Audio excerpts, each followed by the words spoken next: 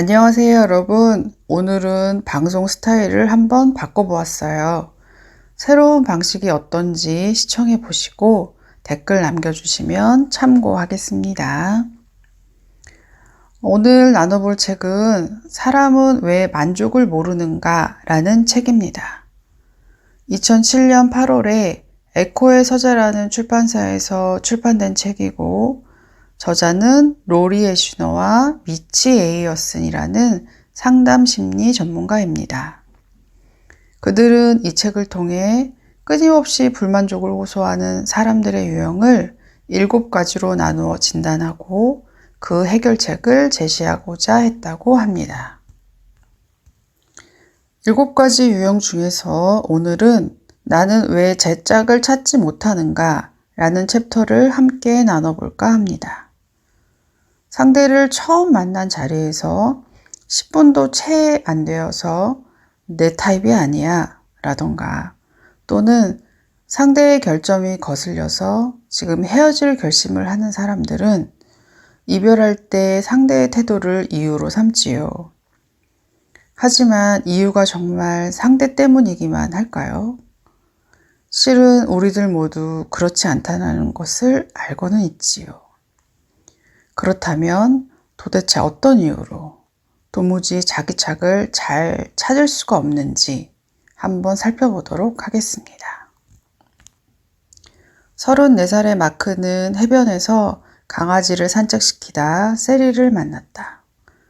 그녀는 키가 크고 풍성한 밤색 머리카락에 자신감에 차 보이는 매력적인 여자였다.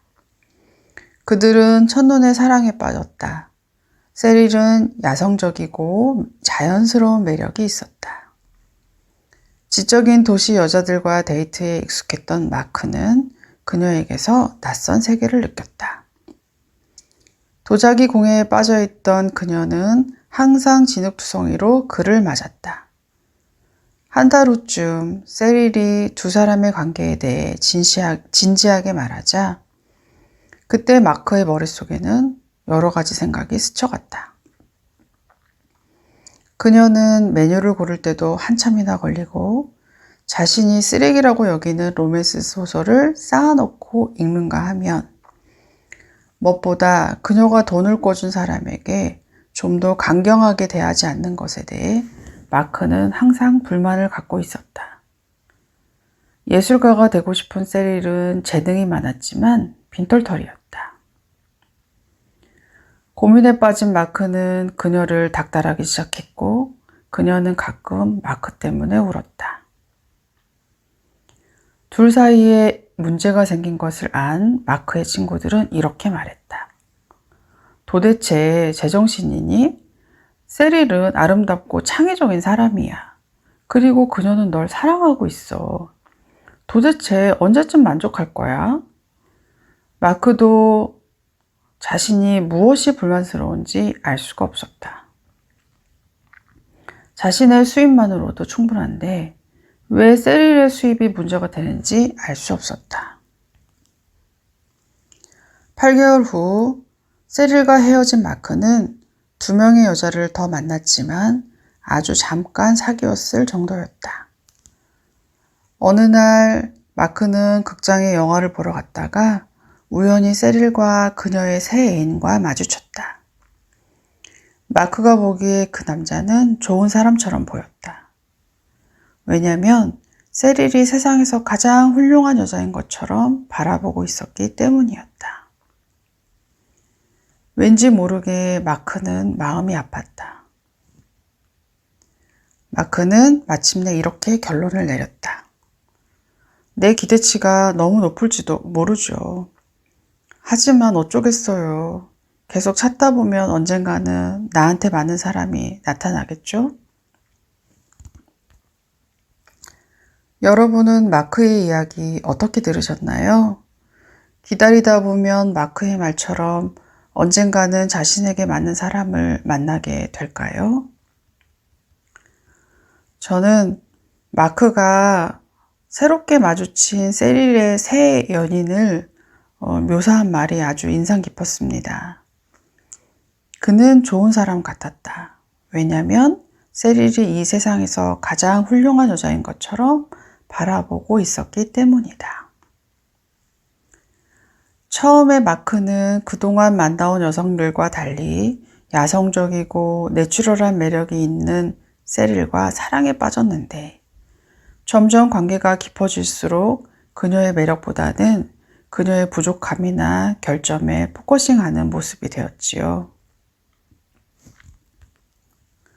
마크도 그녀의 매력을 알고 또 그녀를 사랑하고 그녀의 수입이 문제가 되지 않음을 알면서도 여전히 불만족을 멈출 수 없었던 그 마음이 매우 괴로웠을 것 같은데 왜 마크는 그렇게 할 수밖에 없었을까요?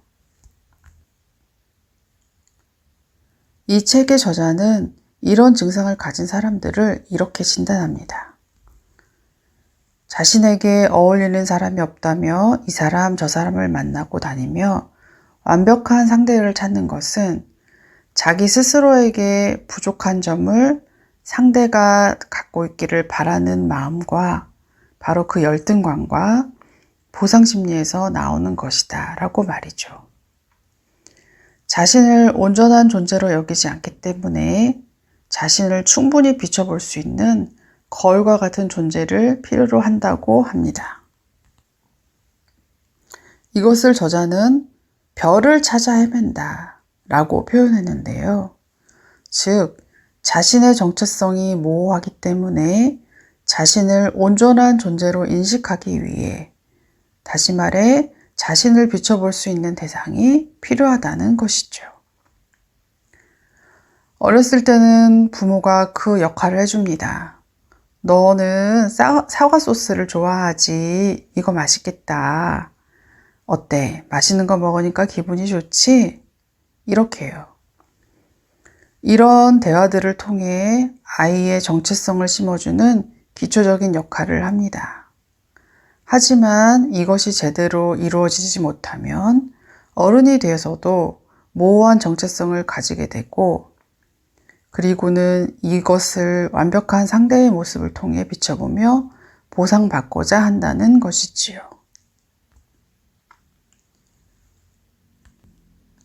따라서 충분하지 않다는 생각은 상대가 아니라 내 안에서 비롯된 것일 수 있지요.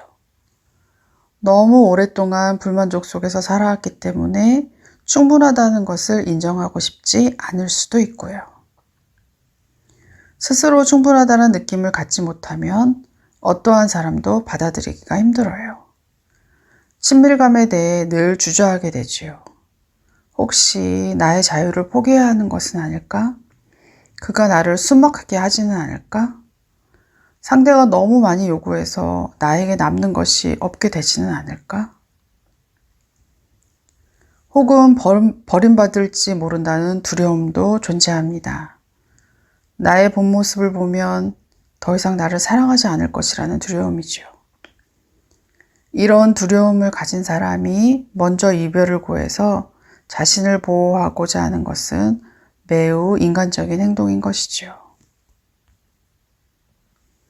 이런 점들을 해결하기 위해 우선 되어야 할 것은 인식을 바꾸는 것이라고 합니다. 나를 행복하게 해줄 사람은 없어가 아니라 내가 원하는 이성을 찾을 수 없다면 내 문제일 수 있다라는 인식이죠. 우선 그동안 만나온 혹은 지금 곁에 있는 상대에게 어떤 불만이 느껴지는지 또는 무슨 잘못이 있는지 한번 생각해 보세요. 그리고 한번 적어 보세요.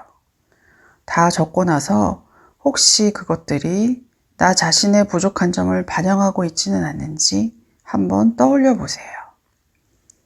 어쩌면 그것은 내가 스스로에게 바라는 것일 수 있습니다. 괜찮은 짝을 만나려면 나부터 괜찮은 사람이 되어야 한다고 합니다. 나에게 없는 것을 줄 수 있는 존재가 아닌 사랑을 나눌 존재로 상대를 바라봐야 합니다. 자신에게 어울리는 상대를 만나지 못했다가 아니라 상대의 결점을 참지 못하는 완벽주의가 나에게 있는 것은 아닌지 살펴볼 필요가 있을 것 같습니다. 그럼 오늘의 이야기가 여러분의 친밀감에 대해 도움이 되었기를 바라면서 마무리하겠습니다. 다음에 또 우리의 삶에 도움이 될 만한 이야기로 찾아올게요. 이 겨울 따뜻하게 보내시고 행복하게 보내세요.